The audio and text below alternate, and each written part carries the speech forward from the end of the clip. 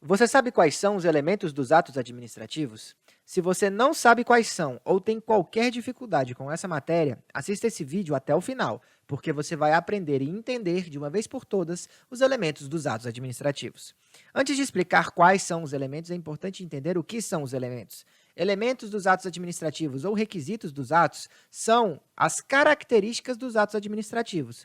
Por exemplo, a competência, que é o primeiro dos elementos, refere-se a quem faz aquele ato administrativo. E os outros são relacionados a outras características, mas vamos estudar de um em um. O primeiro dos elementos dos atos administrativos é a competência. Como eu disse antes, a competência é relacionada a quem pratica aquele ato. Ela é sempre derivada da lei, sendo, portanto, um elemento vinculado e irrenunciável. De acordo com a doutrina do professor Celso Antônio Bandeiro de Mello, ela é obrigatória, intransferível, imodificável, imprescritível e improrrogável. O vício no elemento competência é a incompetência, quando o ato é praticado por alguém que não possui competência legal para aquela prática. Em regra, esse vício é sanável, ou seja, o ato poderá ser anulado, mas também poderá ser convalidado. Trata-se, portanto, de ato anulável. Só haverá vício insanável se a competência for exclusiva, e é abuso de poder na modalidade excesso de poder, o vício de competência. Existem três possibilidades muito cobradas sobre o vício na competência. A primeira é quando o agente até tem competência para a prática de determinado ato, mas ele excede essa competência e faz algo que não estava previsto na lei. O nome desse vício é chamado de excesso de poder, e esse ato é um ato inválido. A segunda possibilidade é quando a pessoa não tem competência nenhuma para a prática daquele ato. Ela vai e usurpa aquela função pública.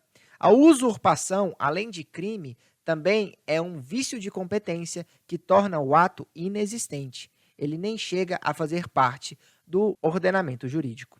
E a terceira possibilidade que falamos aqui é sobre o funcionário de fato, quando a pessoa acha que tem competência legal para a prática daquele ato, mas, na verdade, não tem essa competência. Ela pratica um ato de boa-fé, e justamente por isso, esse ato ele continuará sendo válido, até mesmo para garantir a segurança jurídica da população, que tem acesso ao funcionalismo público. Sobre a competência, pode haver também a transferência da execução, quando ocorre uma delegação ou uma avocação. No caso da delegação, a titularidade continua com o delegante, que transfere a execução para uma outra pessoa. Essa transferência pode ser com hierarquia, onde o ato será unilateral, ou sem hierarquia, onde esse ato será bilateral. Ou seja, não precisa necessariamente haver subordinação para que ocorra a delegação. A delegação ela pode ocorrer por razão técnica, social, econômica, jurídica ou territorial. Órgãos colegiados podem delegar suas competências para o seu presidente. Isso é uma coisa muito comum de acontecer. A responsabilidade pela prática do ato na delegação é do delegado e não do delegante. A delegação pode ser revogada a qualquer momento, mas atenção, não podem ser objetos de delegação atos normativos, decisão de recursos administrativos e atos de competência exclusiva. Lembrando que só será vício insanável de competência se houver prática de ato de competência exclusiva. Já a avocação é quando um agente chama para si as funções. Na avocação, deve necessariamente haver hierarquia. Ela só ocorre de forma excepcional, temporária e por motivo relevante, e não pode ser objeto de avocação atos de competência exclusiva. Agora, saindo do elemento competência, vamos falar da finalidade. A finalidade é o objetivo do interesse público agir. É quando eu olho lá na frente e penso para que eu estou praticando esse ato administrativo. A finalidade, assim como a competência, é um elemento vinculado, e o seu vício é o desvio de finalidade. O vício de finalidade é um vício insanável, ou seja, trata-se de ato nulo que não pode ser convalidado. Para quem está estudando poderes administrativos, o abuso de poder na modalidade desvio de poder é o desvio de finalidade. E se eu fosse definir a finalidade com um conceito, eu diria que é a prática de um ato com um fim diverso daquele previsto em lei, ou da finalidade em geral. Atenção, todo ato deve respeitar duas finalidades, uma finalidade geral, ou finalidade em sentido amplo, que é sempre o interesse público, ou seja, vai ser igual em todos os casos, e uma finalidade específica, que é uma finalidade em sentido estrito, aquela finalidade específica que a lei elegeu para aquele ato, e ela está, como eu disse, prevista em lei. Ela será sempre diferente em cada caso. Falando de forma agora, o terceiro dos elementos dos atos administrativos, eu vejo como aquele ato será feito. Em sentido amplo, são todas as formalidades do processo da formação daquele ato. E em sentido estrito, será como o ato se exterioriza para o mundo físico, para o mundo real. O elemento da forma pode ser vinculado ou discricionário, vai depender de cada caso concreto. Em regra, nós temos a formalidade, que geralmente é escrita, mas também pode ser uma placa, pode ser algo oral, isso vai depender de cada caso. O vício do elemento forma é a informalidade, e é um vício sanável, ou seja, trata-se de ato anulável que pode ser convalidado. Você já percebeu que, quando houver vício insanável, o ato será nulo e não pode ser convalidado, e o ato, quando for o vício sanável, será anulável, que pode ser convalidado? Só fica essa observação aqui. Mas, continuando, só haverá vício insanável no elemento forma se se tratar de forma essencial à validade do ato. Dentro do elemento forma, nós precisamos falar de motivação. Motivação é a fundamentação escrita do motivo da realização daquele ato, ou seja, ela integra a forma do ato. A sua ausência, quando obrigatória, é causa de nulidade do ato, ou seja, ela não será sempre obrigatória. Será obrigatória em atos vinculados e em alguns atos discricionários. Mais especificamente, ela vai ser obrigatória quanto aos atos que neguem, limitem ou afetem interesses e direitos. Dentro da motivação, nós temos uma motivação que se chama motivação aliundi, que é a mera concordância com pareceres. Essa motivação, ela é considerada válida. Agora, passando para o elemento motivo, e atenção, eu não estou falando mais de motivação, eu estou falando do elemento motivo, que é uma coisa diferente, eu me refiro ao porquê que eu estou praticando aquele ato. Ou seja, eu olho para alguma coisa no passado que me motivou a praticar aquele ato.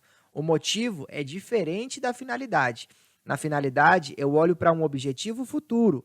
No motivo, eu olho para alguma causa no passado. Não confundam essas duas coisas. Traduzindo para termos jurídicos, o motivo é a situação de fato ou de direito que leva à realização do ato.